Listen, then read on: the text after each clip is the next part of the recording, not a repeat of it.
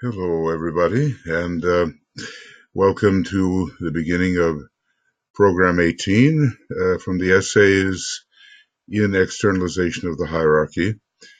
We've done about 140 pages in this book. So far, it's a long book, but there's so much to be gained from it. So, we've been dealing with the New World Order and all the preparations which have to occur to make the New World Order what it should be. There have been 9 points here. Maybe I won't find them right now, but you'll find them somewhere here in the sections that we have just gone through. Yeah, I think I won't look right now. But anyway, 9 points which characterize the New World Order as it is conceived by Master DK, and different problems that are to be solved: the racial problem, economic problem, government problem, religious problem. Some of these, all of them actually appear in the book, The Problems of Humanity. And now we are at a section called The Task Ahead. Excuse me, I just want to get everything lined up here the way it should be. Been one of those days, so I'm starting rather late in the day here, but we'll persist. The task ahead. This brings us now to the practical aspects of the subject and to the answering of the following questions. Given the possibility of the New World Order, what can be done to bring it into being at this time in the midst of the conflict? And, we still have not achieved what we can call the New World Order as it is conceived by the Tibetan. Not yet. But we will be working on that. And we have actually not so much time in which to work on it, actually. Okay. We have a major meeting of the hierarchy coming up, and by that time an assessment will be made regarding where humanity stands in the achievement of the goals that hierarchy has seen as desirable for humanity. Okay, what can be done to bring it into expression, bring it into being in the midst of the conflict? Remember, it's 1940 or so that we're looking at here, an essay from 1940, April, I think, 1940. Excuse me. The period into which we are now entering divides itself into 2 parts. The present period of the war itself until the defeat of Germany and the end of the actual fighting. This is what the hierarchy foresaw, that it would be the defeat, but later they began to wonder as the attack of the Axis powers seemed to be overwhelming the Allied forces. And then the period after the guns have ceased roaring, the needed peace, reconstruction, and rebuilding will then have to be determined. And the forces of reconstruction, obviously, are very important. They are the Geminian forces. Okay. It is with these periods that we must concern ourselves. Okay.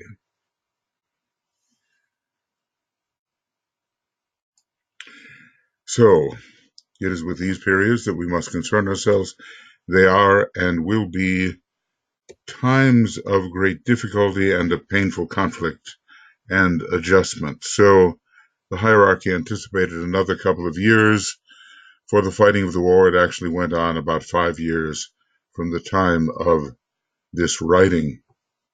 And then afterwards, how to build the peace, how to reconstruct and rehabilitate, rebuild. So they are and will be times of great difficulty and of painful conflict and adjustment. Several wars internal to nations broke out after that. And if you look at India and the battle between the Hindus and the Muslims, and if you look at China and the revolution that went on there were, still great aftermaths of the war. The task of restoring the world to harmony and order is a stupendous one. Has it ever been done? Well, there is no world war raging on the outer plane right now, but has it ever been done? The educating of people everywhere in the necessity for new ideals of right living, for the new rhythms and the new sharing will not be easy. So, many people, were so severely affected by the war and had in their hearts the desire to punish those who had inflicted war upon the world, so it seemed. The work of healing the wounds of humanity, of rebuilding the shattered civilization, of instituting disarmament that never came to pass, and an arms race eventuated, a brutal one between the United States and the Soviet Union, of recognizing national material and psychological needs, and of rescuing and restoring the happiness of the little children of the world and planning for their future security will take the best that is in men and women of goodwill. I've seen recently, the lead up to the dropping of the atomic bomb in Hiroshima and Nagasaki, and the little children suffered tremendously there, as well as people who simply were slave labor and coming from Korea and were simply killed in the inferno. The dropping of the bomb on Nagasaki was almost an accident because the original target had been some island, maybe with lesser population, but the weather made that particular target impossible, and so the pilot turned towards Nagasaki. Yeah, matter of fact, Nagasaki, I'm thinking from the world of opera, that's where the opera Madame Butterfly is set, and it was at the period of, we might call, American colonialism.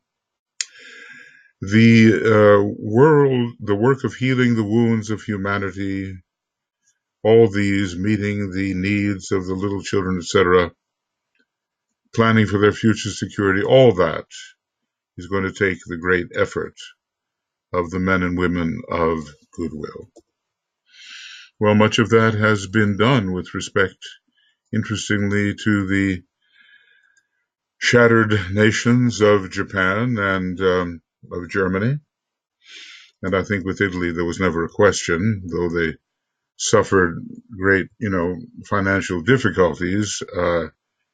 Italy had not gone as far as Japan, and Japan had not gone as far in counteracting the welfare of humanity as did Germany. And still Germany was rescued from its destruction, for realpolitik reasons in many ways, to block the advances of the Soviet Union. It will call for the wise guidance of the new group of world servers and will engage the attention of intelligent people and understanding minds in every nation. So always the Tibetan looks ahead, and in looking ahead, he somehow mobilizes the minds of people against possible depression and loss of courage and faith, he manages. The first preliminary is for the men and women of Goodwill to decide once and for all with which of the two forces battling together they will take their stand mentally and spiritually, even if they are not called upon by their country to do so physically.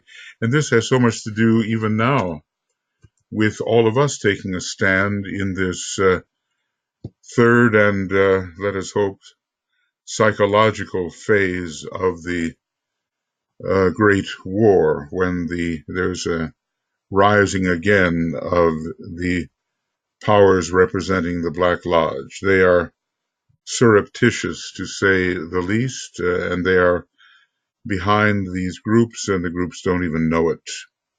But to take an inner stand in this strenuous, tense, psychological battle, this is absolutely needed. I write at this time for those who can take their stand on the side of the constructive forces which are fighting for the democratic values and for the freedom of the peoples. I would here remind you that among the people in Germany and Italy there are thousands who also silently take their stand with those struggling for victory over the Axis powers. This must never be forgotten. You know, we can't tar all with the same brush, and the masters can see the orientation of many people that we cannot see at all, and that we wrongly suppose to be aligned with the malign objectives of their country under the present regimes. So this must never be forgotten, for such people exist in their multitudes under totalitarian rule.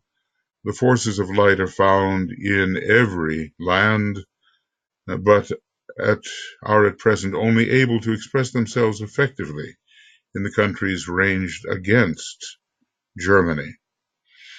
Okay, 1940, this is. Actually, the fascism in Italy seemed to come to power even before it did in Germany. You know, consult the history books and some of the old films, and one sees this. People are captured by these delusive forces, and they imagine that something restoring the glory of their apparently crestfallen country is just on the horizon. But you can never go backwards, and every nation that attempts to do that and uses the word again is heading in the wrong direction. The men and women of Goodwill associated with the new group of world servers, you know, they're a little less in power, the men and women of Goodwill, than the trained servers, probably, who are generally esoterically of a higher initiatory rank. The men and women of Goodwill associated with the new group of world servers should seek intelligently to understand the current problem and to study the world situation from all possible angles. See, we need, intelligent approach to the problems of humanity, and not just the enthusiastic warlike approach that characterized so many of the marching armies of the First World War, who almost joyously went into battle, little suspecting what 20th century warfare really was. Okay, intelligent understanding, love of one's fellow men, and sound common sense are the prerequisites of all demanded service. And this we have to remember, because it's as timely now as it was then. Men should cultivate these qualities, divorcing themselves from all sentimental emotion and dealing factually with circumstance and environing conditions. All of these are important thoughts, and what is important, not only that we understand the history of this time some 80 years ago, but that we apply it to the present moment and probably to moments ahead of this time. We cannot imagine that while the sixth ray and Piscean influences are fading, that there will be no problems in the fraught interaction between future possibilities and backward tendencies. And that means the rest of this 21st century. It must be realized that the task to be done will take time, and the men and women of goodwill must brace themselves for sustained effort, for opposition, and for that dead lethargy and sick inertia which afflicts the masses of the people in every land. Those are very descriptive words, aren't they? Dead, lethargy, and sick inertia. It gives one pause, doesn't it? It certainly gives me pause. Those are such graphic words, and no doubt affect even many today, a certain hopelessness in resolving all of these world issues, and such a reaction there is against the kind of globalism that the hierarchy would see emerging. Not that they want a totalitarian globalism in the least. They want a globalism where the individual gifts of every nation shine forth for the mutual advantage of all, of each other and of all other nations. This is what hierarchy foresees, the gifts of the nations shared with each other, and a happier, far happier humanity, because there is safety, there is supply, there is education, there is medical assistance, all the things that it takes truly to live reasonably. So anyway, the immediate activities are 2 in number. Let us see what he means here. Number 1, the finding of those people in every country who react to the vision of the New World Order and who are the men and women of goodwill, banding together for the best results, and lists compiled, and cooperation enlisted. And number 2, the presentation of future possibilities by them to the masses of people in all lands. I was talking with a friend today, and she said, well, in some of these meetings that are occurring on computer links, hundreds of thousands of people are gathered, maybe even 1 million. That's a goal, and some progressive individual wants to gather 1 billion people at the same time.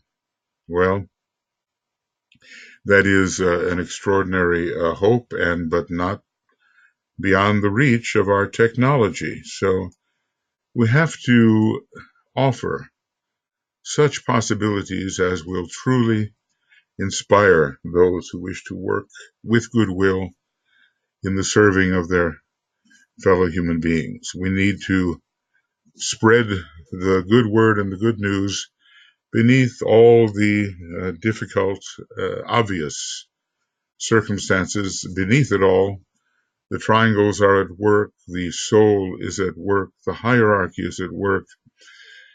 These ameliorative and progressive methods are at work. If we will have the discernment, the spiritual discernment, to note what is happening beneath the obvious outer difficulties. So we need that penetrating vision. Now when you think about that, the hierarchy of human monads is ruled by Scorpio, at least their area of expression on the Buddhic plane is ruled by Scorpio, then in fact we see that penetration is certainly a possibility. Every once in a while stuff comes up on the outer edges of my computer, but I just get rid of it as fast as I can. I can't make these presentations perfect, nor spend too much time editing them. I just give you my own responses as the wise words of the Tibetan are read. I would remind you that members of the new group of world servers and men and women of goodwill must be sought for in every department of life. All the 7 ashrams are represented. They will be found among the adherents of all current ideologies in political and scientific circles, among the world educators and philanthropists, among the creative workers, the industrialists, and in ordinary homes and in the ranks of labor. We must not be narrow in our search for such people, otherwise we will preclude the possibility of finding them, because there they are, and it's much broader than we may imagine. So now here we are, and we come to this very important subject. Again, a friend reminded me that one of the most important things the Tibetan had ever written, he said, was on the new group of world servers. This subject presented to humanity was one of the 2 most important activities that he was engaged in. So, to strengthen the hands of the servers and the men and women of goodwill, they are the hope of the world, and hierarchy can't really do anything without them. It cannot come as the saving force without an aspect of humanity being the bridge and the outer workers among the masses of people. It's just against the law for hierarchy to compel humanity to do anything. This has to be voluntary on the part of humanity, otherwise no real change occurs, and at some critical point there will be a reversion which shows there has been no real progress. So it's not a new organization which is forming in the world, okay? It is simply a loose linking together of all men of constructive peace, aims, and goodwill who lay the emphasis upon the prior need of establishing right human relations before any possible lasting peace is possible. I'm reminded of how prior education can be active in critical moments. I think there's a Civil War story of the brothers North and South fighting each other, and there is a captive who is about to undergo something dire in the hands of his captors, and he sends out a sign of distress that he learned in the Masonic Lodge, and his captor, major captor being a Mason as well, saw that sign of distress and honored it. So when people are friends and have right human relations with each other, they will be less inclined to attack a friend and to demonize and dehumanize a friend, because they already know their common bond with the individual. Therefore, we need to establish these right human relations, and we need to get to know each other, and that's one of the reasons, maybe the main reason, that Master DK said, look, when it comes to visas and passports, they are passé. People have to be able to travel anywhere to meet anyone and to thus share their common humanity. This group, new group of world servers, in no way interferes with the allegiance and loyalties of any man. It is a banding together of all who seek to express the spirit of the Christ and who are free from the spirit of hatred and revenge.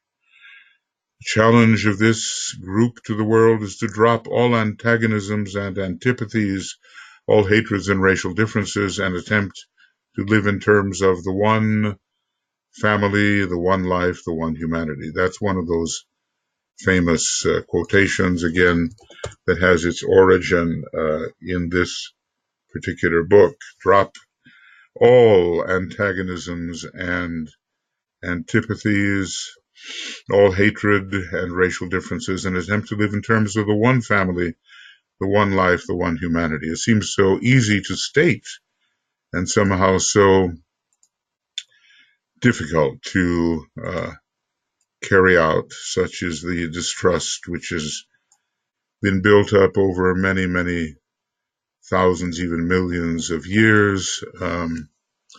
But we are coming to a time when the oneness of humanity can be perceived, and it's largely a gift of those ashrams that have given us our at present fantastic methods of communication, which will later seem antiquated, but okay, at the moment they are far in advance of anything we have had. The new group of world servers, some just like to call them now after, I don't know, what is it, maybe almost 100 years, the world servers, but it's the same. The new group of world servers believes that through the agency of Goodwill, a new world order can be firmly established on earth. Goodwill is love in action. And that's, it has to be given a chance, and our common humanity can be discovered. I'm reminded, of St. Francis, who seemed to have with the animal kingdom such a direct rapport that he would not suffer harm. And maybe, Daniel was in the den of lions, and the angel of the Lord shut the lions' mouths. And let's just say that when harmlessness comes forth, one is not attacked. So when we meet each other with goodwill, this tendency to attack and to annihilate, fades away. And in fact, humanity becomes friendly with each other. Now, there's so many national boundaries and religions and cultures and way of life that seem to play to the reptilian instincts of the human being, maybe long ago prevalent, indicating do not be friends with that person, sustain them as an enemy. Today, in the interim period of the war, preparation for reconstruction can go forward simultaneously with the effort to defeat the totalitarian power. So Master DK is always trying to keep the game high and not allow the combatants to descend into hatred, which itself is a virulent poison. So he's again calling for a dual approach: defeat the enemy, but without hatred in your heart.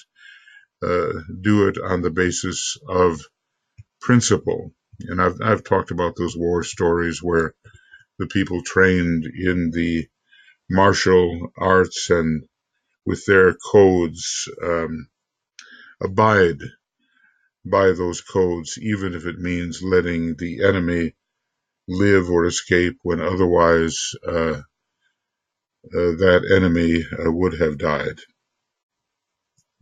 So people do adhere to their principles, and like I said, for these people in the Civil War, being a Mason meant more than fighting on your side of the army, because Masonry is universal.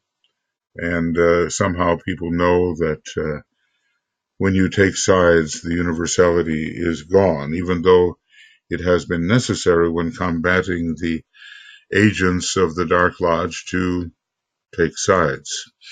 The men and women of goodwill must not be energized into activity, must with the note of sacrifice. Okay. That is what is meant to be said.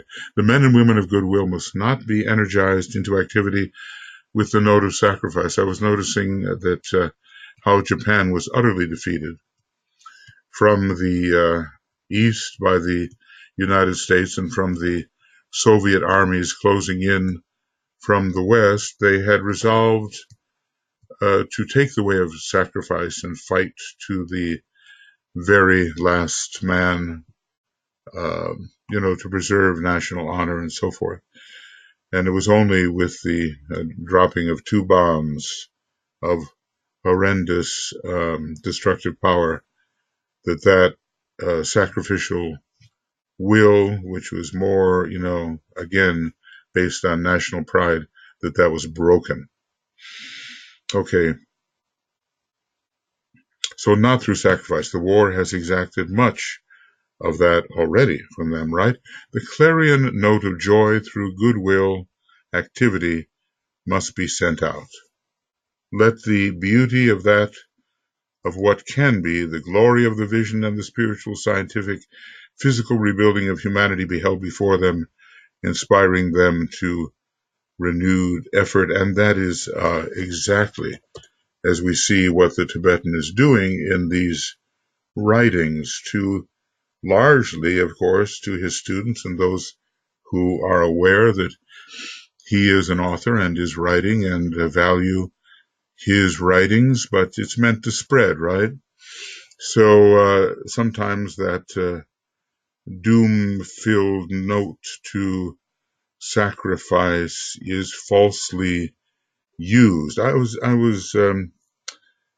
the estimates are different, but when it comes to the possible attack on Japan, the enemy of the United States was so resistant that anywhere from 400,000 to 1 million deaths were anticipated in the attack on Japan for a final victory. And, that's one of the reasons that the atom bomb was dropped, to save those kinds of casualty numbers. But there's other realpolitik things going on, and President Truman was very aware of the ambitions of the Soviet Union and sought to caution them, don't go any further because we have this type of weapon. Well, as the Tibetan said, of that weapon, it should be kept only in certain hands, the hands of the Western democracies, but through spying and other methods, it was leaked out, and now through sheer familiarity, it can be the property of anybody who has the money to build it. Okay, so, when an invention appears 2,500 years ahead of schedule, there are complications. And long ere this, towards the end of the 20th century, the hierarchy might have externalized and the Christ might have been with us. But I think, it's my opinion anyway, that the threat of,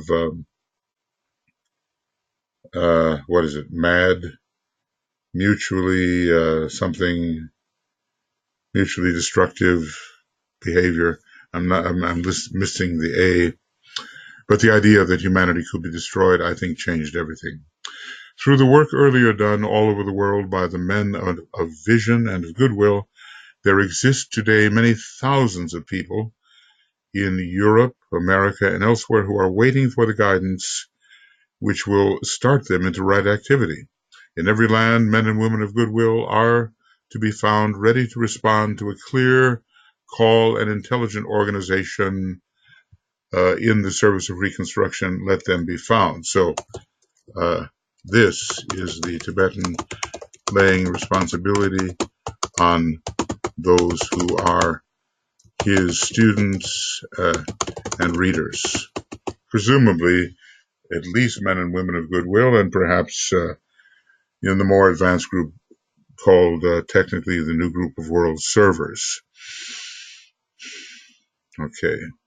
In other words, the respondees are waiting. Give them the guidance that they need. Does that still hold? Well, it certainly holds in the case of the ageless wisdom, despite the cloak of glamour which has been thrown upon it by many undiscerning but over-enthusiastic individuals. There's still plenty to be done for people who are waiting for proper guidance, but will it be presented in such a way that they can actually follow it? That's the question. The message to be taught prior to any future peace consists of the following 3 clear and practical truths. The message to be taught prior to any future peace. Okay, so in other words, work during the war, he's saying. He knows he's not talking to the people who are on the physical battlefields, not principally not them.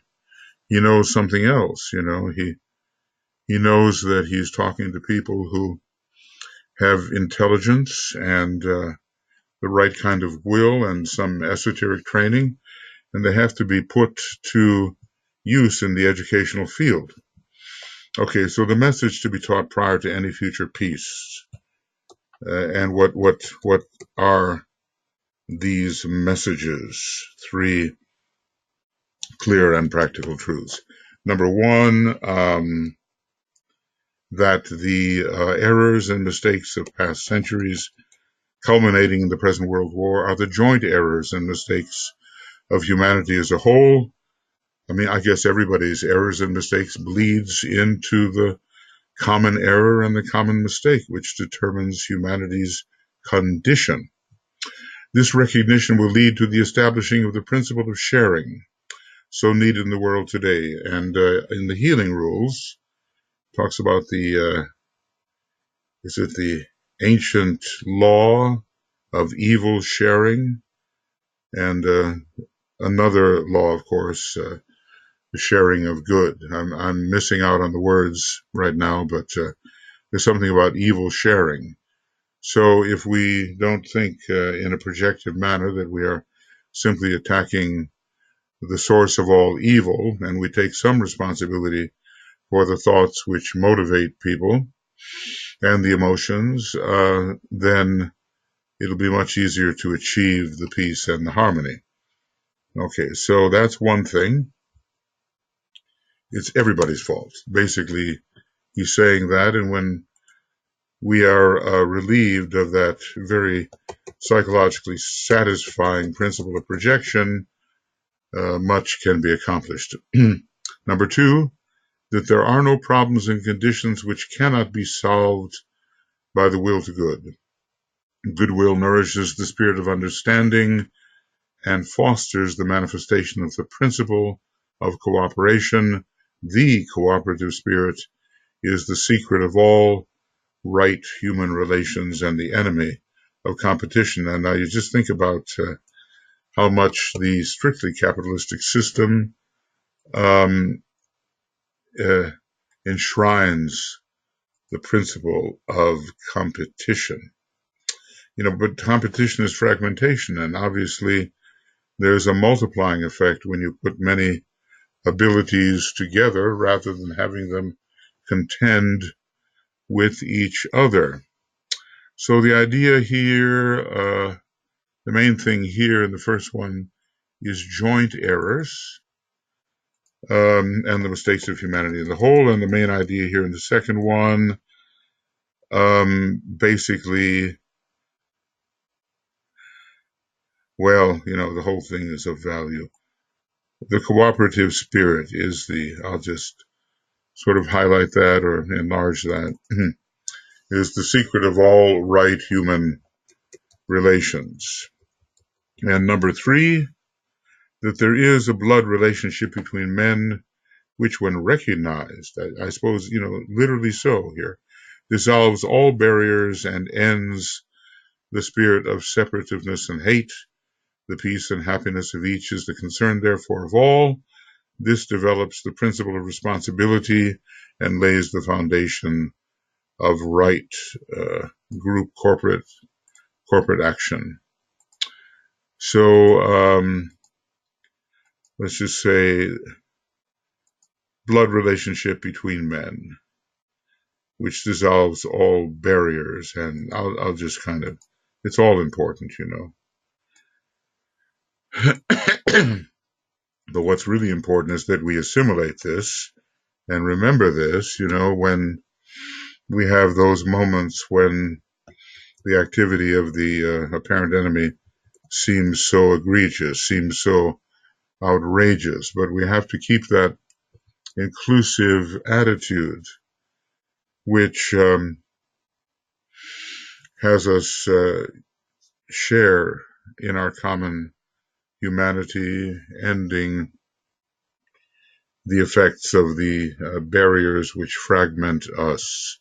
We're moving towards unity. Aquarius is one of those signs in which a great unity can be achieved. And that's why there's so much effort to utilize now the Martian and Leonian energies to fragment and divide one from another, because the powers of obstruction can see, much to their disadvantage, that the good is on its way. There are the basic beliefs of the men and women of Goodwill, and these are the basic beliefs, and provide the incentive to all service. These three practical and scientific truths embody the three basic facts and the initial acceptances of the world's servers. So, we pause and we ask, do I accept these three? And are these principles guiding energies in my life?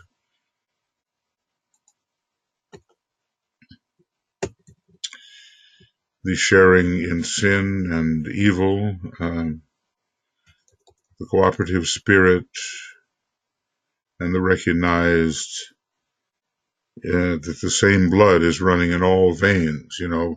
Blood types aside, it is the same ether, it's the same blood, and it is one family, of course. One. Whoa, that's always the way for me. Somehow that happens.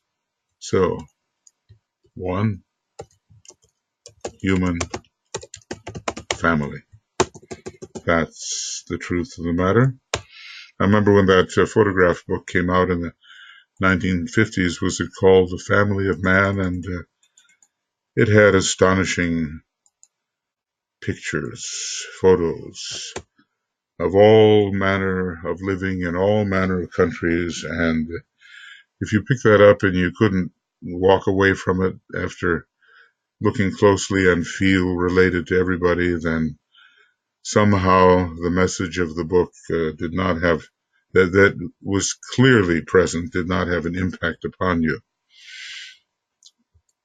I would suggest, if you haven't seen it, it's old book now, old photographic book, I would suggest you find it and really participate in the family of man, the family of the one humanity.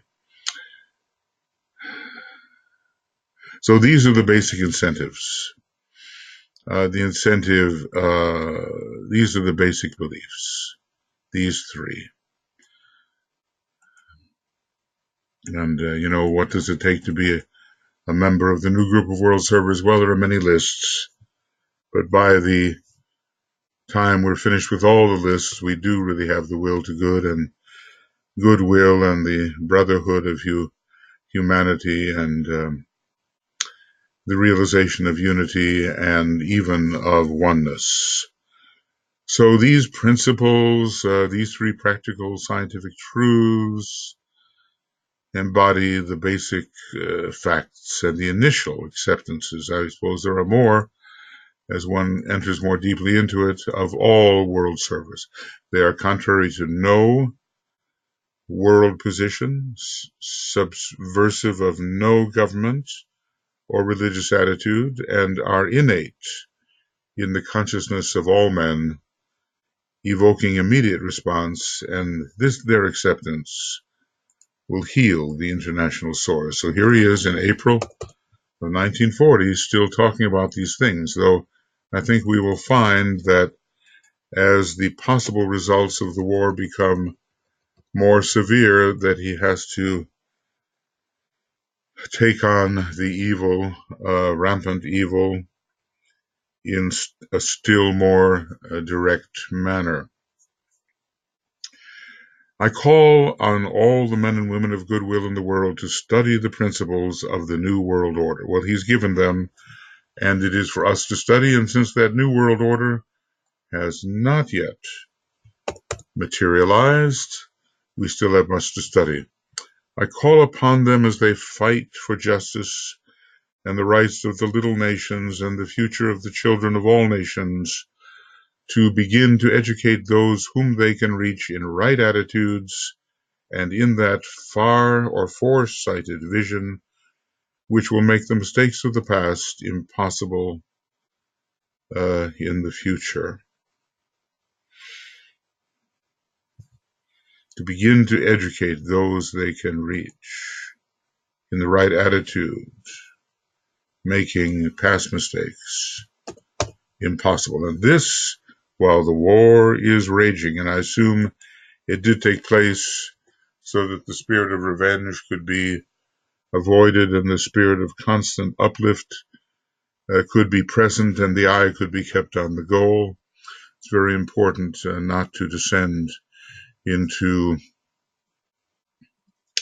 the possible hatred when one hears of the atrocities of war. Of course, I mean, horrible, really, but, if you think that as an inner psychological being you persist and you drop the envelope, successively dropping the envelope until you discover yourself as the immortal one, a god, a deity, the immortal one, if that attitude could be held, then things would take their proportional place in our sense of values. One basic divine attribute is not yet as strong as it should be in humanity, and that is the attribute of forgiveness. Now, I think in this book, he emphasizes what forgiveness is in, more than elsewhere. And, he's always said that it's for giving, and it's, the giving of our highest quality to lift those who are in need of that which we can give. And it's not about pardoning and all the rest. That is a conventional understanding of it and may follow the giving of the best that we have.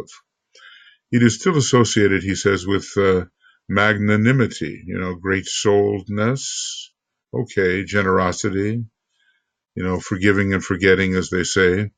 It is not seen to be essentially a condition of future relations between all nations based upon a recognition of our common humanity. So, in other words, the pouring forth of the qualities of the soul and the gifts of the culture of a nation for the benefit of others, that is the future. The giving of that which is needed, one has it, others need it, you give it, Germany, under her misguided and evil rulers, needs forgiveness. I mean, not just pardon, okay? All the great powers have also sinned in some degree, and all have grievously erred in the past. That's one of those sentences, about the ancient law of evil sharing. Let's see, matter of fact, why not take a quick look at that, because, and then the new law of ancient dominating good, I guess it is. So let me just see if I go to the esoteric healing, and I put in the words evil sharing, I'll come up with a number of them. And the ancient law of evil sharing, these are the influences are called the ancient law of evil sharing. This must give place someday to that new law. It's a new law, but it's still ancient. The new law of ancient dominating good, which lies behind all that God has made. This law must be brought into activity by the spiritual will of man. So there we have the idea that we have to recognize that we have all participated in providing the tendency towards evil which has emerged in man, and what is evil, but the rejection of our essentially divine nature and the essentially divine nature of others. Germany has precipitated the evil which has come upon the world, but she has within herself the seeds of her own punishment, and these seeds will not come to fruition if excessive punishment is inflicted from the outside. I mean, we saw already that the punitive Versailles Treaty after World War I was one of the contributing causes of the continuation of the war, into its second part, the resentment of Germany and certain powerful, selfish politicians who capitalized upon that resentment and cultivated the idea that Germany had been stabbed in the back. All right, 3 recognitions will save the world when the guns cease firing. And some of those guns, even in World War I, were just of a huge nature. You just look it up on the internet, and you're amazed that 100 years ago such weapons could exist. I think there was something called the Paris gun, which could reach Paris from 75 miles away with a projectile. Nobody even knew where those projectiles were coming from at first. Well, we've, exercised a lot of our scientific ingenuity on killing each other. I guess it's what you expect in a Ray 4 kingdom, but I think it's time now, and I think we all do think it's time for the harmony aspect of the 4th ray to emerge. Okay, so 3 recognitions will save the world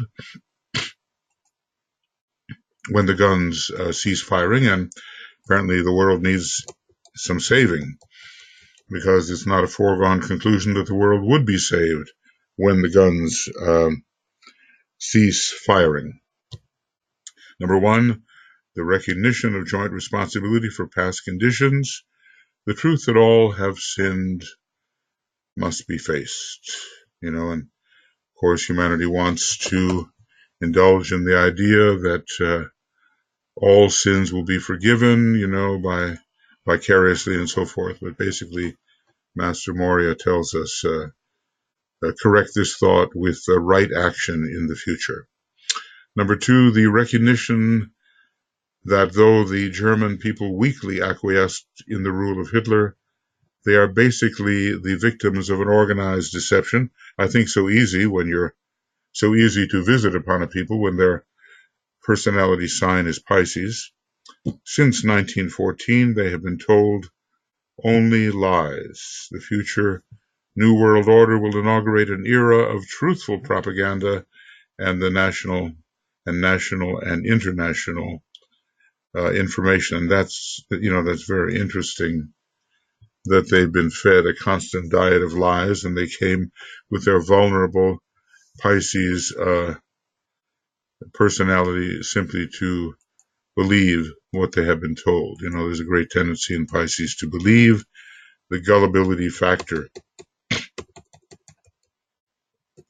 And number 3, the recognition that the past is gone with all its evils, and that a future of unlimited possibilities for good and for constructive changes lies ahead.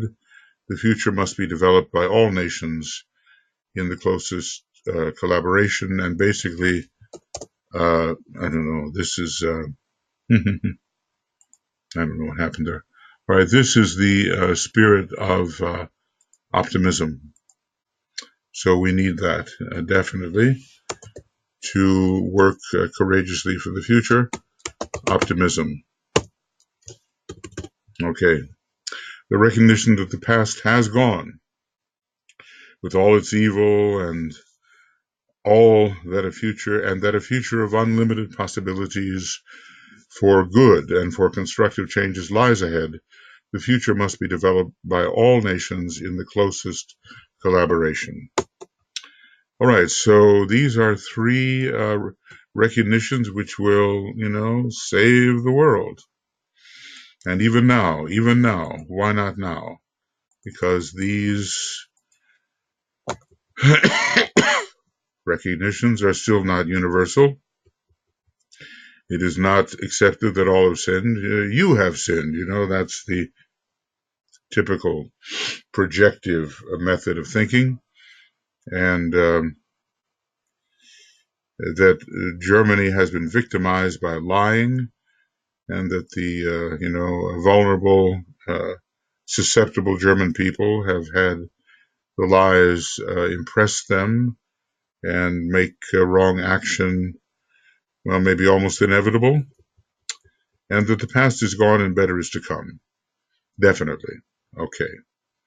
So hope for the future and not always looking forward towards some dismal dystopia from which humanity could never recover. These 3 points must be constantly presented to the public in the simplest language, because it is the inert mass of unthinking people who will constitute the hardest problem. Already we see that, the demagogues whip them up into an emotional fervor, but they are not really responsive to clear thought. It demands too much of them, too much patience and evaluation and consideration. They'd rather be swept by an emotional simplicity than actually look at the situation. They're not yet equipped to really impartially examine the situation. You see that in many countries, and the consciousness of so many people is still quite Atlantean, quite emotional. Appeal must be made to the best that is in them, and there is good, of course, because the immediate task ahead is the development of those right attitudes without which no peace can be lasting and justice will not be possible. To the best. Simplify and appeal to the good. The spirit of revenge, vengefulness, lies, and so many people. And, if you go down deep enough, that what they call the reptilian brain is always ready to reject the good and become predatory. But appeal can be made to the good, and the more people that rise to it, and there are people capable of rising to it, the more people are on the side of good and of justice and of the real progress of humanity. Peace must not be imposed by those who hate war. Peace must be the natural outcome and expression of the human spirit. It does have a monad, and the monad is in Shambhala, and Shambhala is the center of planetary peace. So it must be a natural outcome and expression of the human spirit and of a determination to change the world attitude into right human relations. Peace comes of 2 things here. The human spirit, well, I'll do it this way. Peace and the human spirit, okay, natural outcome of the expression of the human spirit. I'll just kind of enlarge that a little bit. And of the determination to change world attitude into one of a world attitude of right human relations. It is very much the theme of Shambhala at this time, realizing where all the trouble is coming from. This is no impossible idealistic dream, but an immediate possibility given the spirit of forgiveness. Always we need to recondition, re-educate ourselves on what forgiveness really is, not just, sort of pardoning, saying it's all right, it's okay, I forgive you. No, it's not that. It's just the pouring forth of all of our quality in intelligent, loving, appropriate ways, and with sustainment, so that others can benefit from it, just like the sun shines. The sun is involved by sustaining the universe in a great attitude of forgiveness. Okay, given the spirit of forgiveness and goodwill, it is possible. Okay, it is possible, and we haven't done it yet. Okay, but excuse me, we will. It has to be done, and I don't think humanity is going down to some total loss of its potentials. Okay, friends, so this takes us basically right now the end of 1 hour. And if I forge ahead and am interrupted, by necessities, then okay, I'll just send it to you as best I can. Patience will be required because the nervous strain of the war and pain and anxiety, fear and underfeeding will have to be reckoned with. You've seen those people left over in the concentration camps when they were liberated, and you kind of wonder what the rest of their life worked out to be after so much privation and cruelty. Human beings will be the same as before the war, except for exhaustion and a willingness on the part of the majority to accept almost any terms, which will allow them to live quietly again, free from the immediate fear of bombs and starvation and ruin.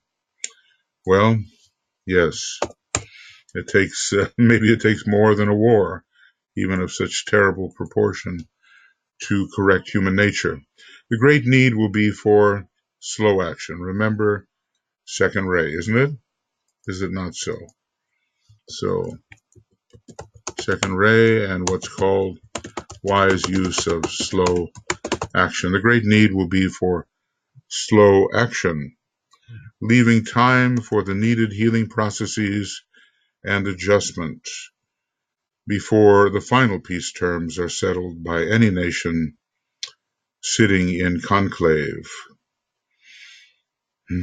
Well, even after those final terms are settled, still the rehabilitation of the peoples and the nations has to go forward, and that's one of the chapters in the Problems of Humanity, the psychological rehabilitation of the nations. Not that any nation today is totally sound psychologically, but at least the ripping agonies and wounds are not there in such great proportion as they were following a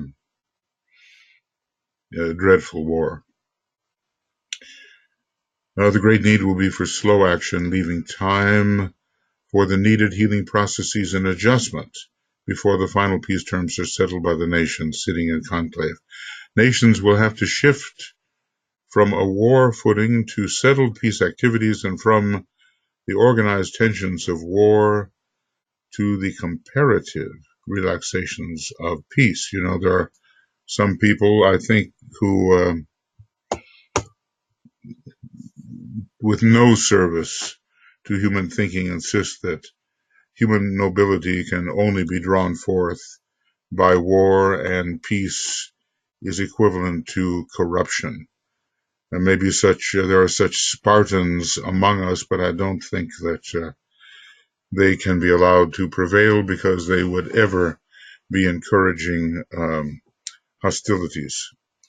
Disarmament must go forward as an initial move, but in such a manner that the question of unemployment is not duly aggravated, because so many people have been involved in the armaments industry during a war. Okay, well, they still are, let us say, too much involved, and the kind of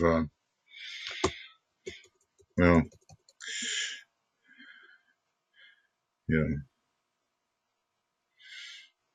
disarmament must go forward as an initial move. Okay, but there's still too much participation in the armaments industries, who really, according to their own self-interest, will, even if unconsciously, seek the prolongation of war so that they can sell their wares and be financially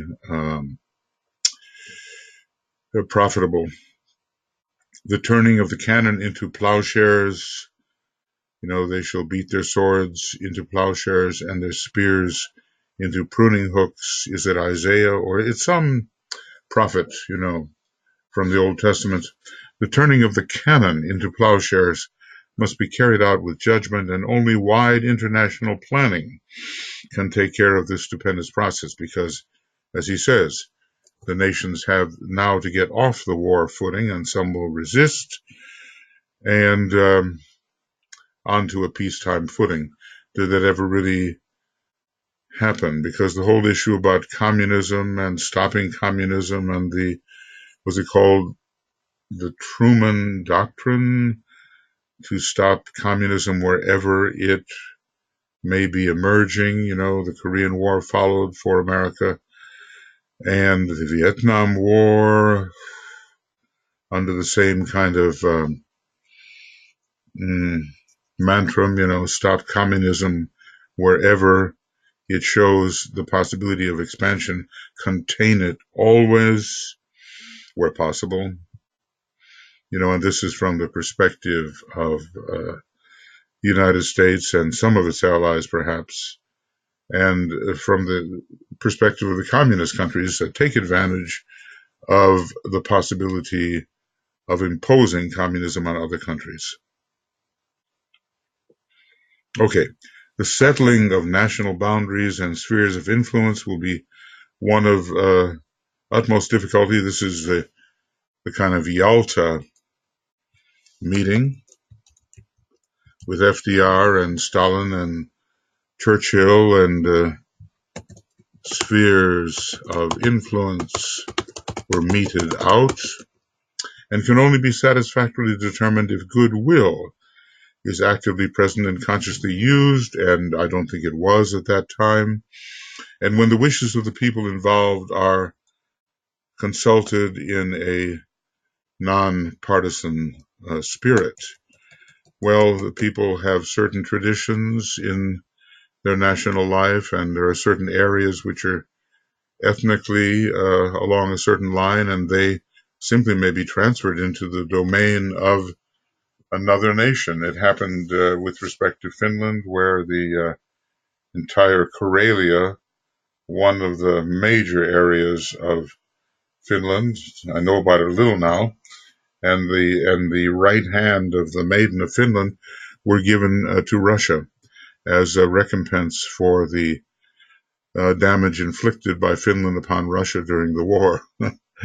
Anyway, people are put under the hegemony of other nations other than their own, and the Baltic countries came under Russian rule, and it was much resented, and it was thrown off. One of the interesting things I learned in Estonia, they have such a musical tradition, and they gathered tens of thousands of singers at a certain point, and the power of their song gathered together.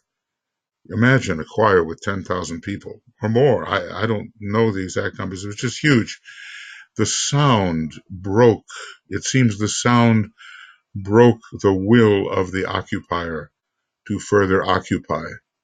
And then the Baltic nations, when the Russians had left their occupation, began to thrive according to their own national values. Very interesting, though, about the occult power of sound. I was amazed. I saw the kind of outdoor auditorium where all this took place, and amazing thought. Okay, the emphasis upon past historical boundaries as a determining factor is ever dangerous. Well, this is, I think, maybe in other nations, but it happened with respect to Israel, the ancient land of Judea, and in biblical times to reestablish those things, those boundaries, and of course this is causing ongoing perpetual war, high level, low level, with the original or the most recent occupants of that land. And suppose the Native American would seek to reclaim all that the West, the immigrants had overcome, all the settlements that have been pushed back and back and back. The Native American people pushed ever back. What if they sought to reclaim their former land? Well, the reparations have been made and offered, but never the reclamation of the land. Everything just changed in a major way, probably in the Department of the Manu. So wise, excuse me,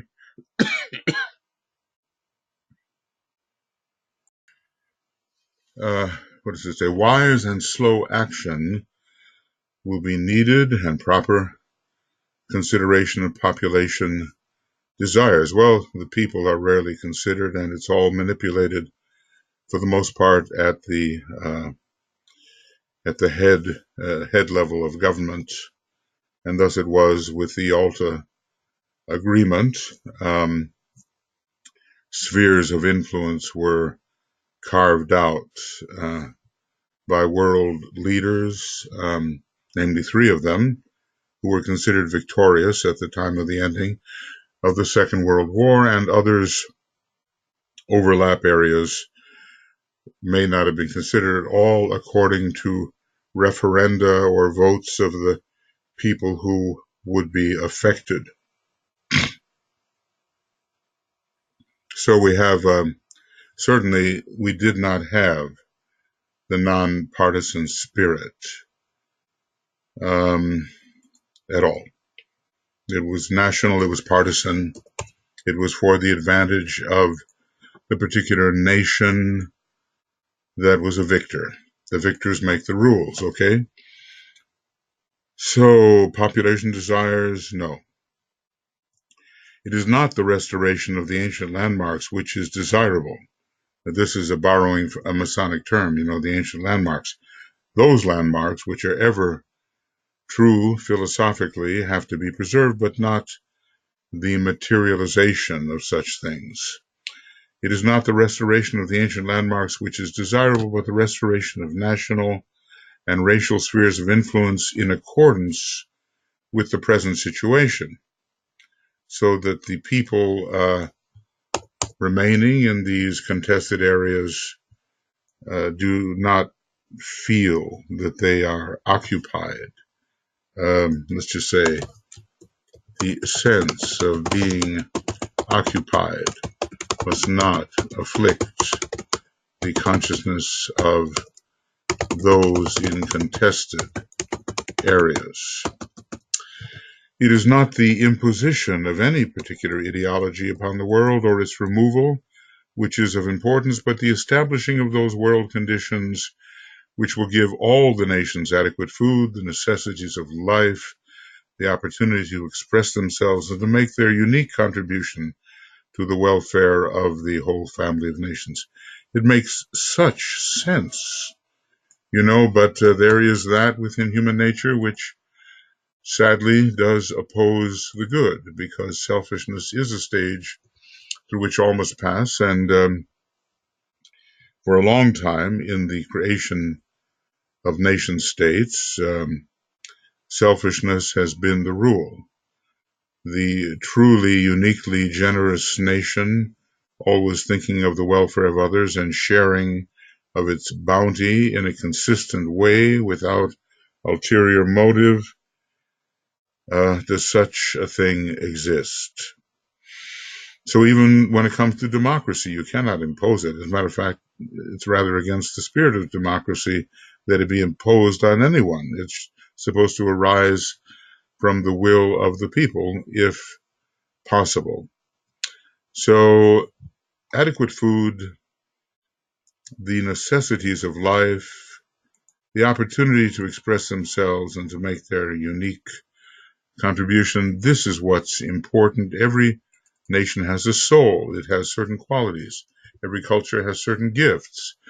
And all the other nations would be enriched by contact with those qualities and gifts. It may be in form of art. It may be in form of food. It may be in form of literature. There's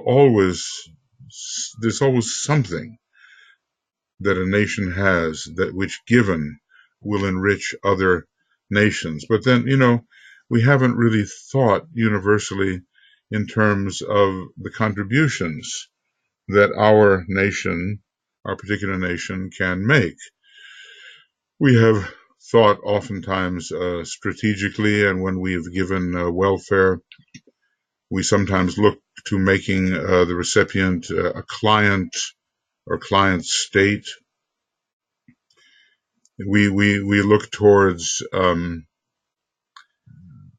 advantage for ourselves, even for our reputation. I remember as a child, I kept on hearing of one famine after another in India, and I couldn't understand, that people are on the street, they have no homes, they're starving to death. That kind of thing can be remedied if there's a will to do it, and at the time, much aid came, but never enough.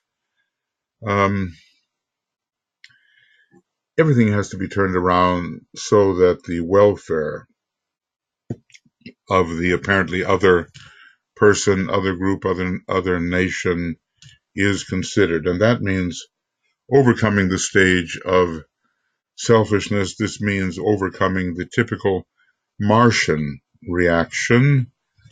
There are also atypical and advanced Martian reactions. We have to look at that, but overcoming the typical selfishness that planet induces in the human psyche. And maybe when is it overcome? After the second initiation, and even sometimes a higher form of selfishness, maybe of a non-Martian type, exists even after the third when it comes to the question of relinquishing the causal body. Well, it is complex and it is simple at the same time. The working details will have to be developed by all peoples in the closest collaboration. Men of vision and not just politicians, assuming really here that many politicians are certainly not people of vision. World servers and not just military leaders, and humanitarians and not just the rulers of nations must determine these tremendous issues. Well, a great task was set before people when the close of the war would come. And do any of these tasks remain? I keep on asking that question because we still have a very unsettled world, and now at last we face karmically the possible decimation.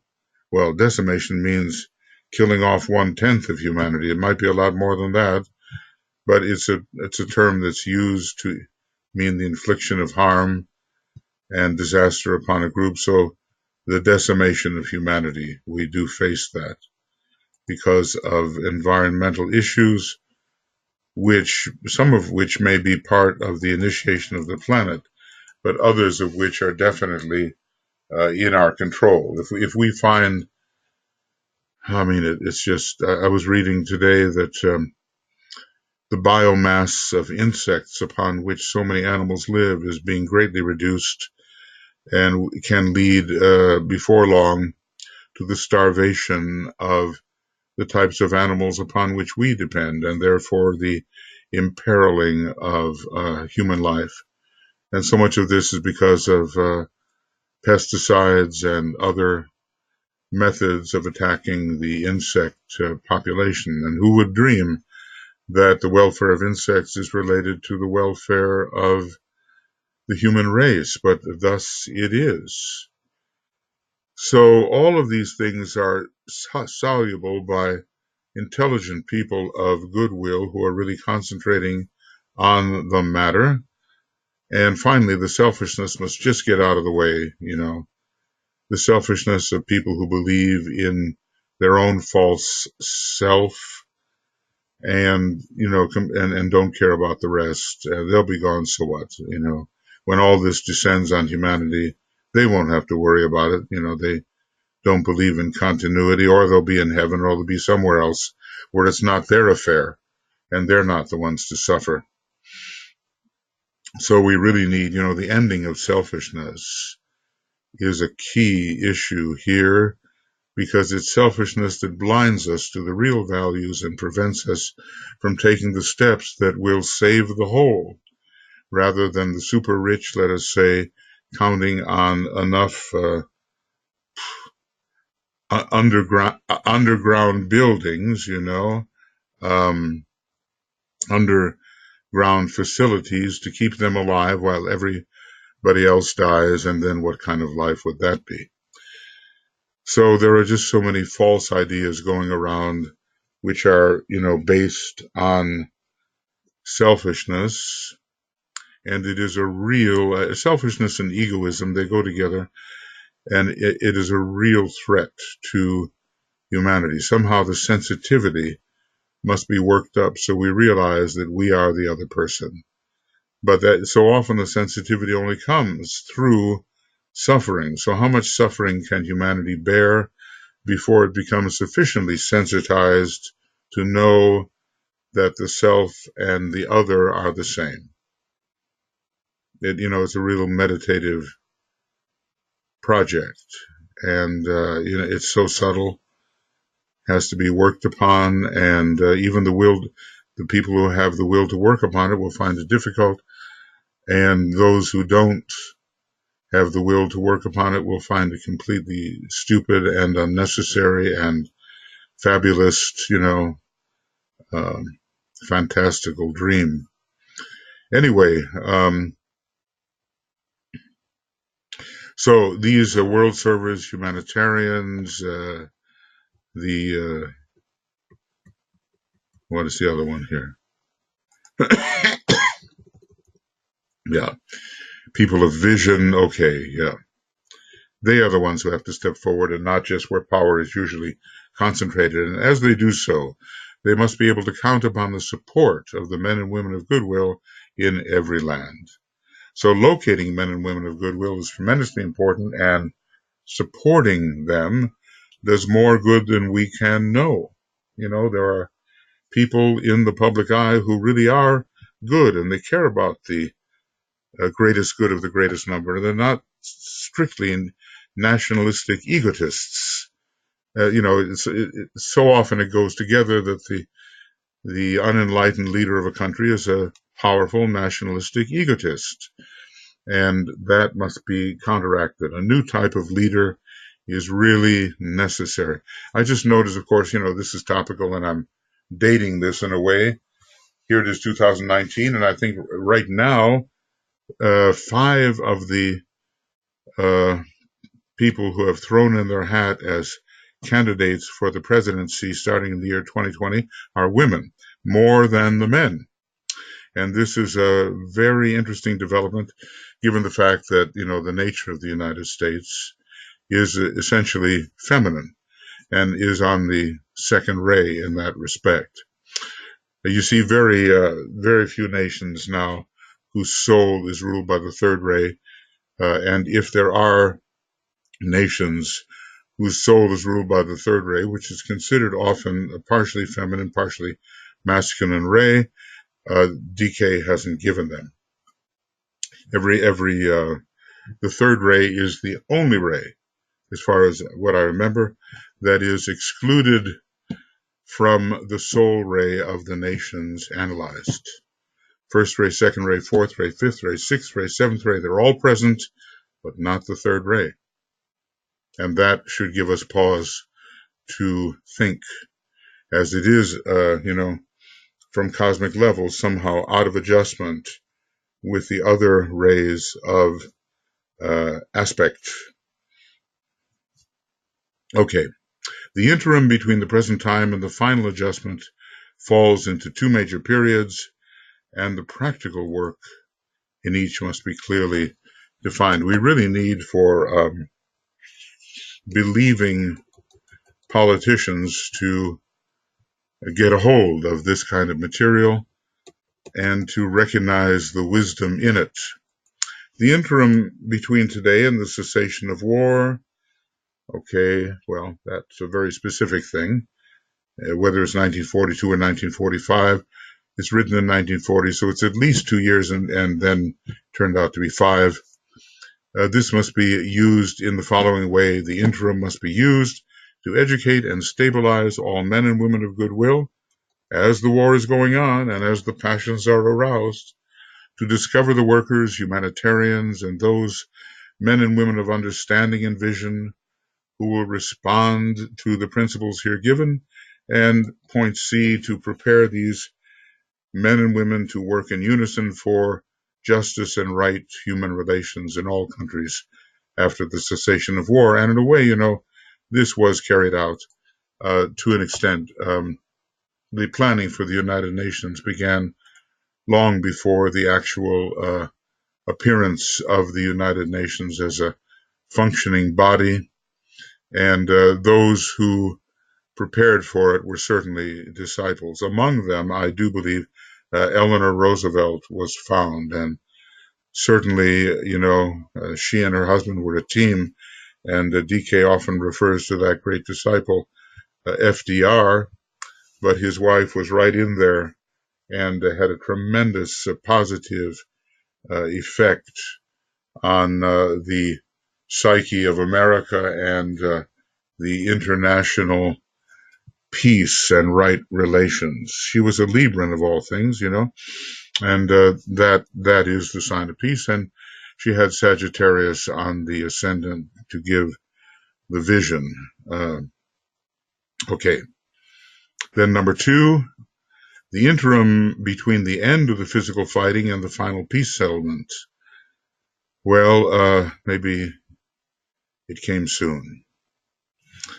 So the final peace settlement came quickly after the end of the physical fighting. Germany surrendered first, I think, in April, May of 1945, and then Japan's surrender was in the middle of August of the same year, due to many things, but among them the weapon that could not be resisted, the atomic bomb. It is to be hoped, for the sake of justice, that this interlude will cover several years of rehabilitation and education. Well, I don't know enough. I'm not sure if this was the case. I think the peace settlement came quickly. It was an unconditional surrender, and DK later applauded the fact that it was an unconditional surrender demanded by the Allies. Otherwise, those forces representing the Black Lodge would have the opportunity to regroup. In fact, they did regroup under certain other influences. So that danger from them did not simply go away with the what we call the winning of the Second World War by the Allied and democratic forces. So it is to be hoped, and I think, this is looking ahead 5 years. It didn't really happen as far as I know. I'm not the historian here, but I'm not aware of any kind of interlude covering several years of rehabilitation and education.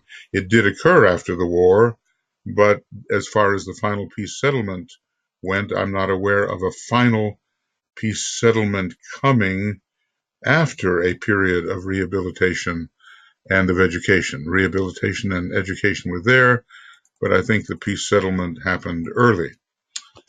Probably there were many adjustments, and there was a Marshall Plan by General Marshall. I think he had a lot of second ray, and of course we can't say that it was entirely out of the goodness of the heart of the United States that the Marshall Plan arose, but we can say there was some enlightened self-interest there, but it certainly helped Germany get up on its feet. And then Germany has been, a valuable contributor to the strength of Europe, and basically the people who represent more the soul of Germany have been in power.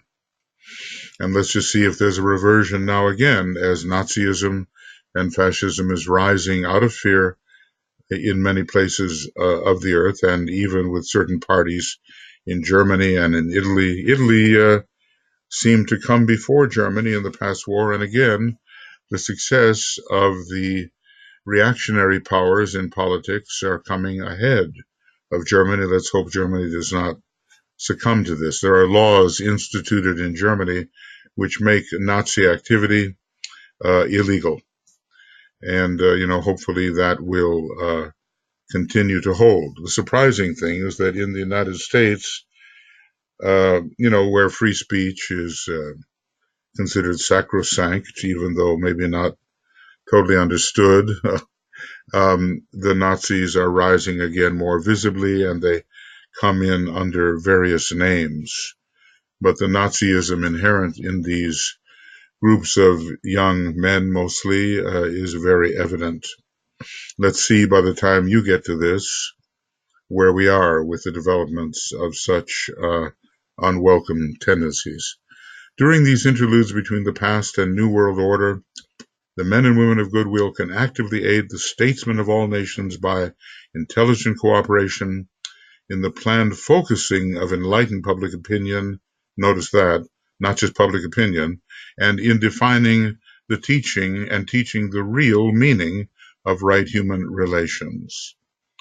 So there again, the men and women of Goodwill and the new group of world servers, they do not escape from any responsibility. He constantly is laying that responsibility upon them, as indeed should be the case. Now, I just want to see where we basically are here.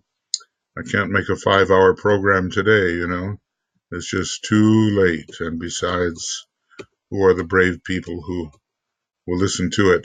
So this is 203 to 210. That's basically where we are right now, and maybe another half hour to go if we're going to do a 2-hour program here. Page 210, and we'll do it this way, 203 to 210, 7 pages. Okay, actually that should have been put down here. Okay. So it's still, the war is on. So it is with the first interlude that we are now concerned.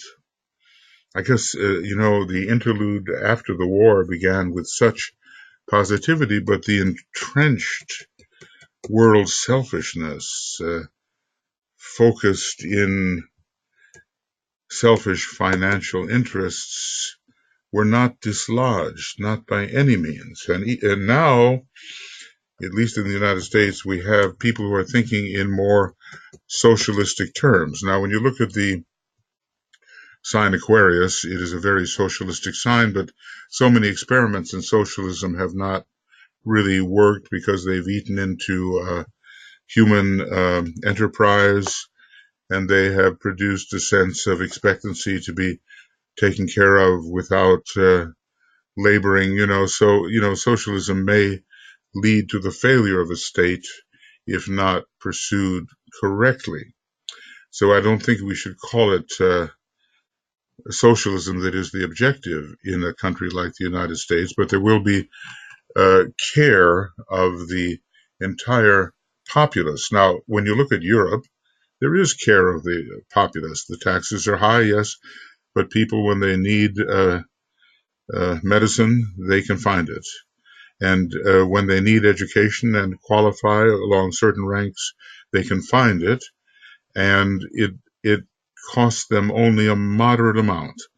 In some schools in the United States, the students are going into such debt to attend those schools that it seems like they'll be working on it for the rest of their lives. If it costs $50,000 to take 1 year of schooling, and maybe that's an underestimate for some, how can you win, So selfishness is the issue, isn't it?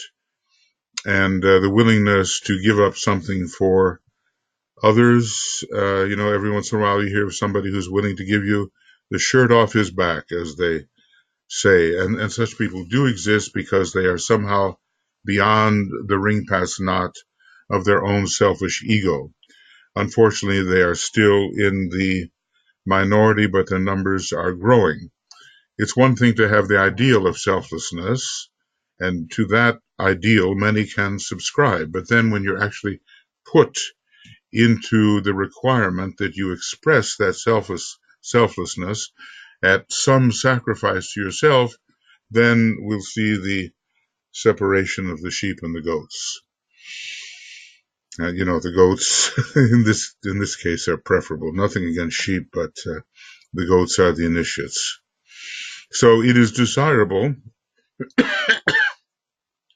to get into immediate touch with those whose names are already known to you and set them to work and let them in their turn find others and guide them also in the ways of reconstruction. These are the Geminian forces, which will inevitably lead to the restoration under Aries of the divine plan and the possibility of enlightenment finding the people under Taurus.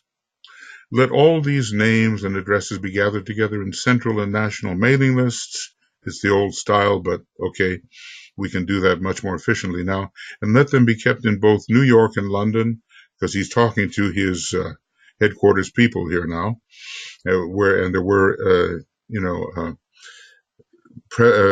offices of the Lucis Trust in both New York and London. And I don't know what year it was that the Geneva triangle was filled out and another office was created in Geneva. I'm not sure, but he says New York and London. Let all of these names and addresses be gathered together in central mailing lists. Let them be kept in New York and London, for it is the task of the English-speaking peoples to rebuild the world with the help of all the other nations. Now that's interesting, and it may seem a little biased, but English has turned out to be the international language. And I'll tell you, here in Scandinavia, where I live a lot of time, you can go anywhere and be understood in English. And that's more so than if you go to France or if you go to Germany. It's interesting. But there too, English is accepted as common, and in the Far East too, English is the first international language learned. And I suppose it was not for any slight reason that Blavatsky learned English and wrote in English, and that Alice Bailey, as an Englishwoman, was chosen to write out the great second installment of the teaching. Will it be so I think so. I think the next installment will also appear in what is now at least the international language. It is English. There must therefore be some measure of centralization of the work and some way in which these people can be reached and swept into cooperative activity. Well, let's just say if we now have webinars, broadcasts, whatever, that have 1 million people or hundreds of thousands of people, there have been tremendous strides in this area of contacting those who could help. But sometimes, the personal touch with powerful people is extremely important.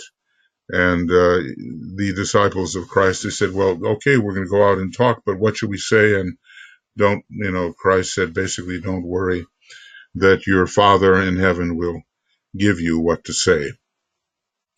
With goodwill to all, with a staunch belief in the divine possibilities of human beings and in the future resurrection of humanity, with an exalted recognition of God, with an acknowledgement of the fundamental values of Christ's teaching, and with a joyful determination to go forward with the work of reconstruction. Oh, I love this. I call upon those who respond to the vision immediately to set to work.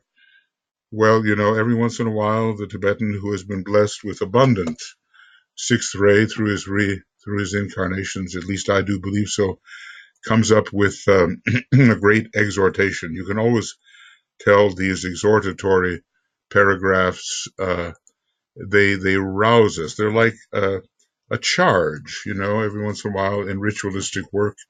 After it's all over, you receive a charge, which is meant to animate your doing of good in the world. You get charged up by a superior power, let's say the master of a lodge or something of that nature, who represents the deity. So I just have to read it again. It's just very inspiring. With goodwill to all, with a staunch belief in the divine possibilities of human beings and in the future resurrection of humanity, with an exalted recognition of God, with an acknowledgement of the fundamental values of Christ's teaching, and with a joyful determination to go forward with the work of reconstruction, I call upon those who respond to this vision immediately to set to work, or who respond to this vision immediately to set to work. And it applies today because so much educational work has to be done to spread the good news of the ageless wisdom among the thinking and humanitarian and open people of some intellect who are in the world. It takes I don't know, maybe certain principles can be understood fairly easily, and others that are part of the intricate teaching, it will only affect some, but the principles can reach many, and we have to, in our own way, reach as many as we can, in the right way, of course. But there's a place, of course, for the esoteric work, and there's under the second ray, largely educative, and there's a place for the third ray, work of spreading through the voice the available teaching and reaching many more, as the Tibetan says, whose intuition may not yet be awakened. You know, in esoteric psychology, too, he tells us about the contrast between how the second ray and the third ray work. And the third ray is going to reach many, many more, and the second ray will work with smaller groups, inspiring, and the popularization will come through the third ray and the use of the voice. I call you. You know, this is an invocation, isn't it? When he says, I call you.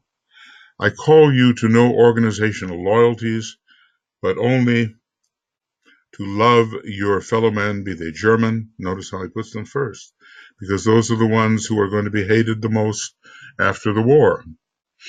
And I've seen it firsthand, you know, I've seen it. People who suffered and whose relatives suffered in the war, you know, the Germans were singled out for a post-war hatred. I saw that. German, American, Jewish, British, French, Negro, or Asiatic. Love your fellow man. You know, we are the inside being, the being inside, and we have to get the sense of that. And finally, it's all the same being with the same consciousness, different apertures in that one consciousness, different degrees of sensitivity. You know, what does it say? Argus has 10,000 eyes, and human consciousness has however many billion eyes, seeing differently and perceiving differently, but it's still the same perception.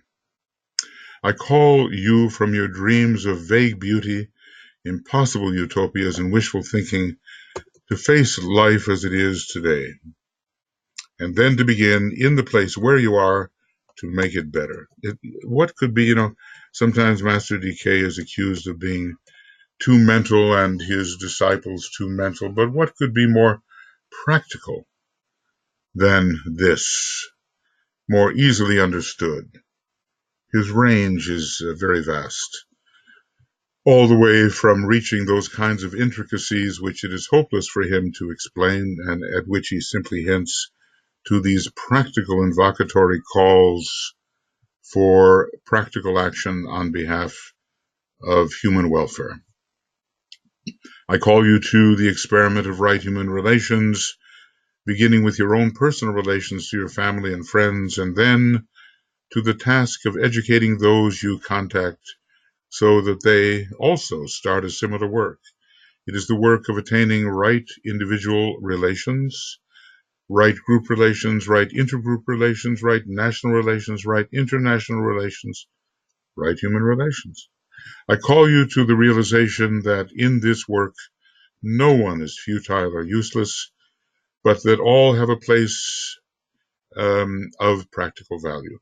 I call you to recognize that goodwill is a dynamic energy which can bring about world changes of a fundamental kind, and that its mode of expression is through the activity of the individual man and woman and through their massed intent. The mass power of goodwill, the dynamic effect of intelligent and active understanding, and the potency of a trained and alive public opinion, which desires the greatest good of the greatest number, are beyond belief. This dynamic power has never been employed. It can today save the world. It's a great paragraph, you know, one great paragraph after another, and, you know, needs to be taken in the kind of work I can do here right now. It's not sufficient. It just reacquaints us with the requirements. But practicality is called for, and right human relations on all levels is called for, and the use of goodwill, the mass power of goodwill, the dynamic, effective, intelligent, active understanding, and of a trained and alive public opinion, which desires the greatest good of the greatest number, are beyond belief. Do we accept that? Do we accept that? Because it is something that is really being put before us as a definite assertion.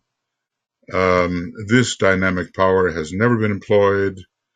It can today save the world. Save the world. You know, we don't necessarily have to be on the path of the world saviors, but we are on the path of the world servers under Aquarius, and the goal is, in a way, no less than to save the world, because the possibility of the planet itself falling into a rather uninhabitable condition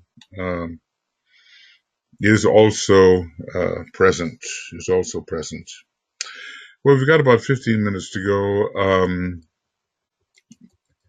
and there are, I guess, the war became more and more intense, and the forces of light more and more threatened, and the condition of humanity at first more and more desperate.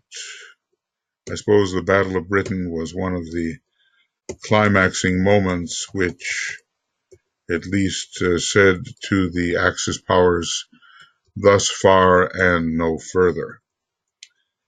I can't get very far into the next presentation, actually. I'm seeing how long it goes on here. We have reached page 211, and this is an April-May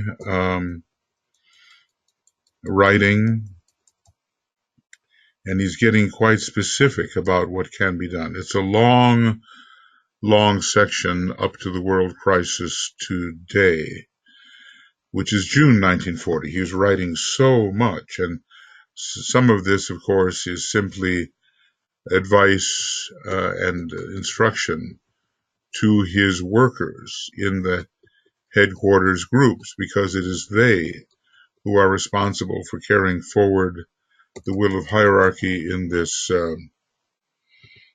situation fraught with danger. I will at least begin a little bit here.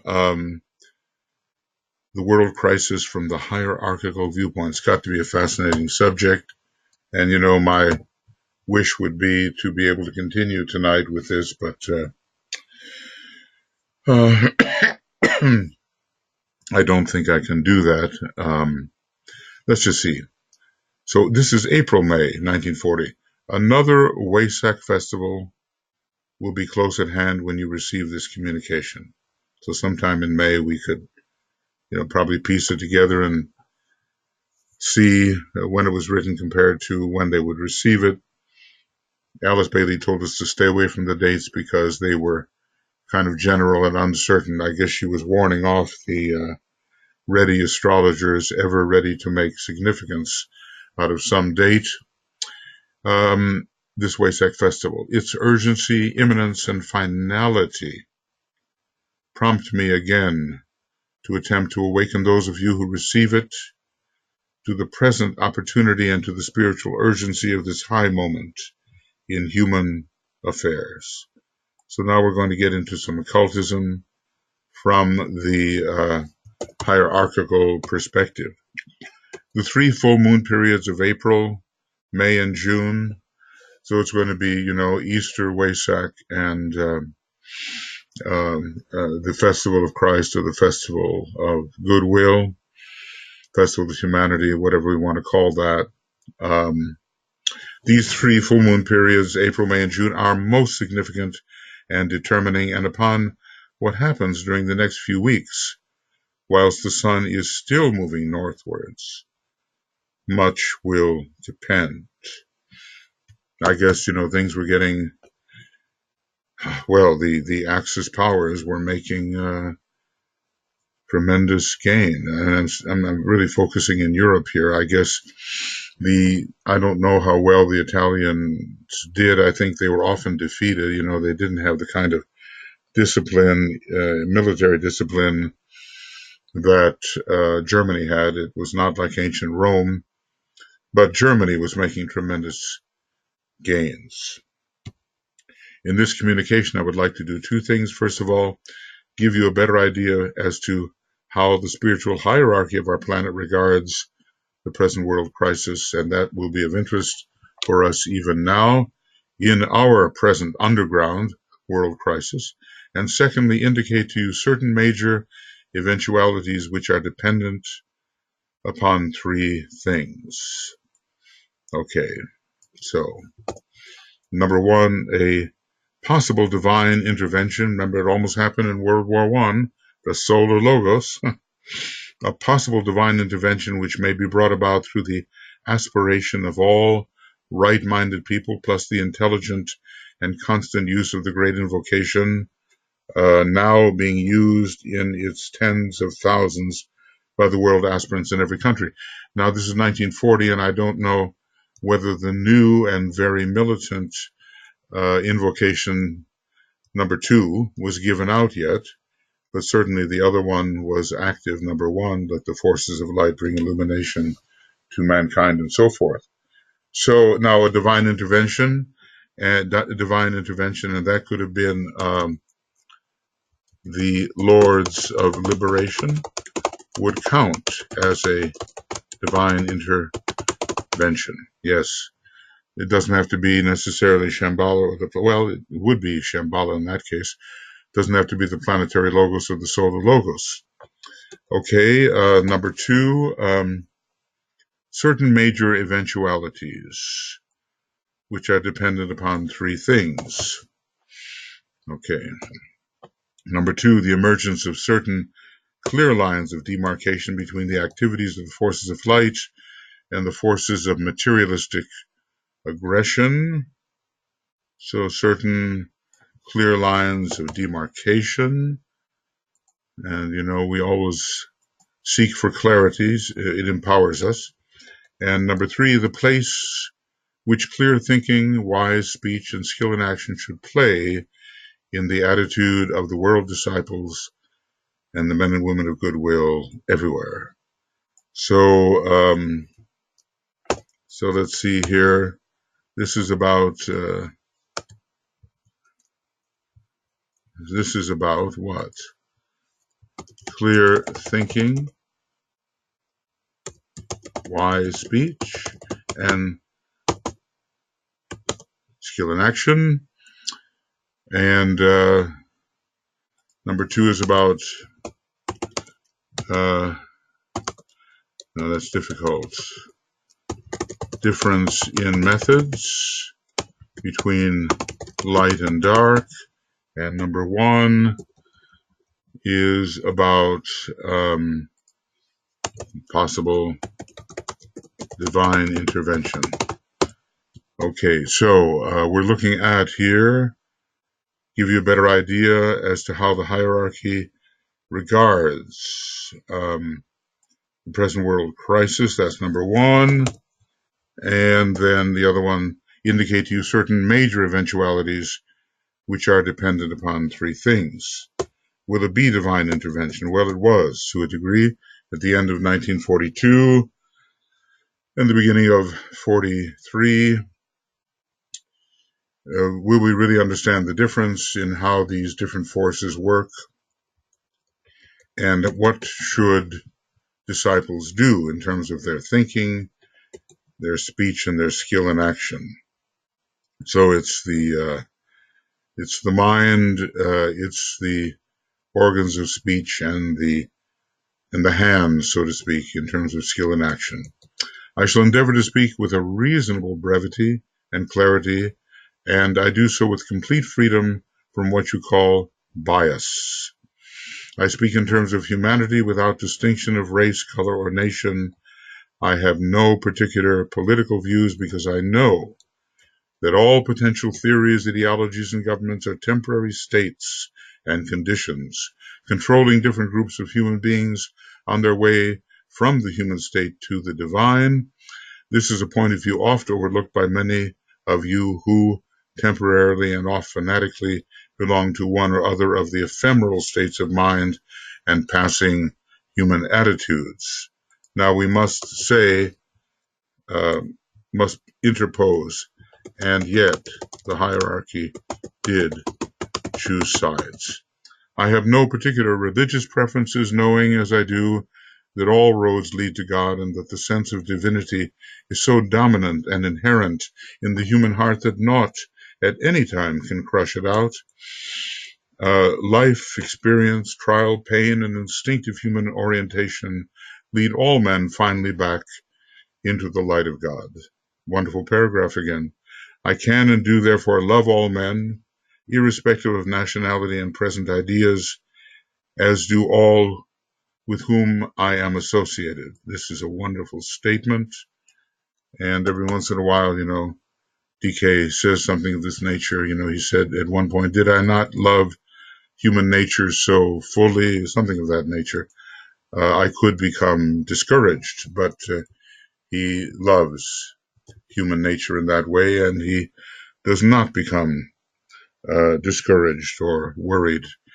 Looking upon the moving screen of time with a vision which reaches into the future and is inclusive of the past, and for this is the prerogative of all trained world disciples, which he still, claims himself to be at least that, not necessarily a master yet. I know that present events will play their timely part, will give place to others in due time, and that, where the immediate processes of readjustment in human values, spiritual objectives, and political schemes, religious orientations, and territorial syntheses are completed, the world will settle down again to the processes of daily living. The immediate opportunity and situation in which we find ourselves would have proven dynamically useful, or, such is the sad possibility, negatively futile.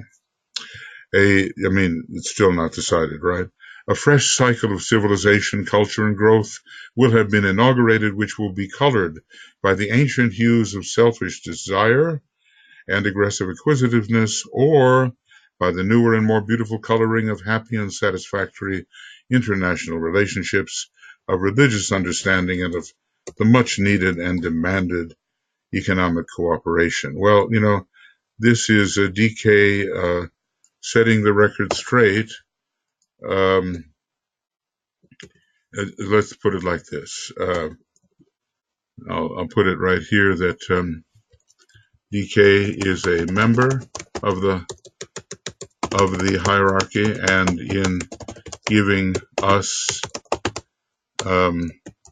his own point of view, is relating in general the hierarchical point of view. It's very straight. It's very straight. He is basically detaching. So he detaches from all bias. Now, at times in the future, he will mention that he and the members of the hierarchy have chosen sides. I'm not sure he's mentioned that very much thus far, but such was the danger to humanity that they had to do it.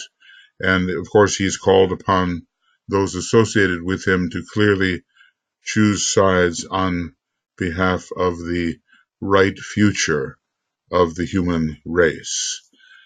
So this is a powerful and straight kind of paragraph. And, I tell you what, I would love to go on here right now, but I think I cannot. This goes to page 213. If I can come down later and, if I'm up late, I'll do that and do the best I can to continue But basically, we've gone from 203 to 213. So 194 to 203 and 203 to 213. And I'll just copy this. I don't think we actually, this is not correct. It's not hour 2, it's hour 1.5.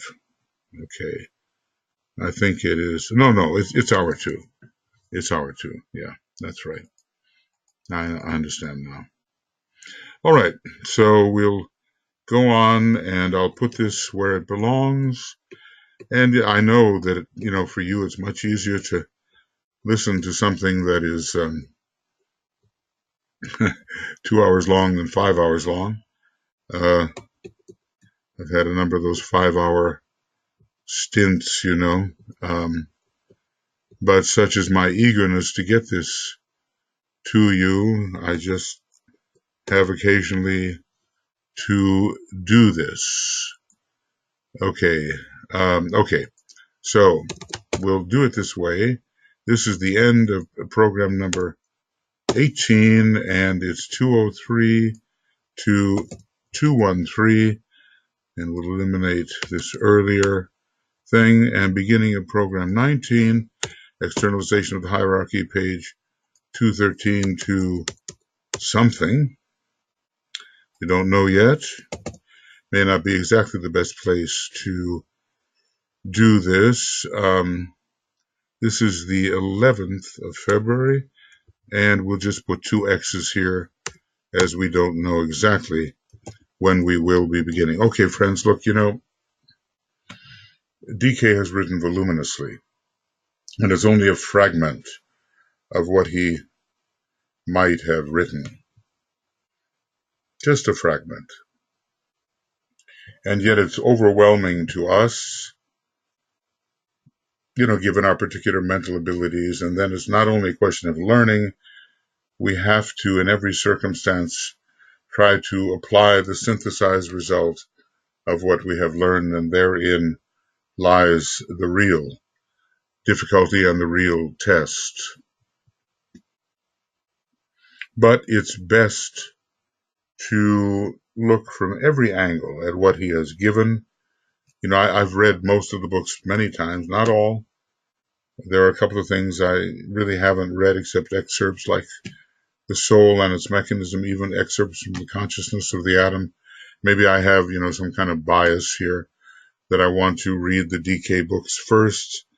Although the Alice Bailey books are of great value, I've read Intellect from Intellect to Intuition a number of times and find it extremely important, and so I would probably find her other books that way. And From Bethlehem to Calvary, I enjoyed it greatly and found it very instructive for helping the believing Christian towards spiritual occultism.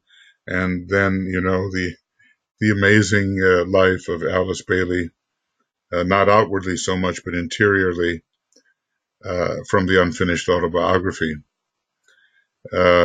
Maybe I've been too light on telepathy and the etheric vehicle, and up to this time I've been too light on the externalization of the hierarchy. In most other cases, however, though, in terms of the Tibetans' books, I have not been too light. Even reading esoteric healing, I think more than once, although, I'm not exactly along the healing line, though all of us who develop our discipleship to its possible conclusions do become healers in our own way, and also esoteric psychologists in our own way, even though that might not be our original or our strongest suit or method of understanding and presenting the ageless wisdom.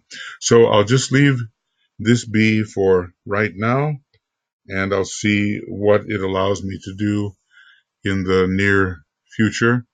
If that near future is still tonight and I have any energy, I'll get myself down here and continue. I'm already wanting to continue. Such a dual possibility confronts us now. One, new, right, and spiritually oriented. the other ancient, evil, and undesirable, whether a man will go forward into the better way of life or permit the perpetuation of the old ways and the domination of selfish, personal, national, and racial interests remains yet to be determined. Well, I'd like to say that even though this was written 80 years ago, I would say the same thing is true now. It remains yet to be determined which way we will go. But I think the momentum, if I'm not mistaken, is towards the new right and spiritually oriented. Okay. Lots of love, many blessings, and study hard. And I'm talking to myself now, okay? Apply what you read in the best possible way according to your inner wisdom and your learning. Okay, bye-bye.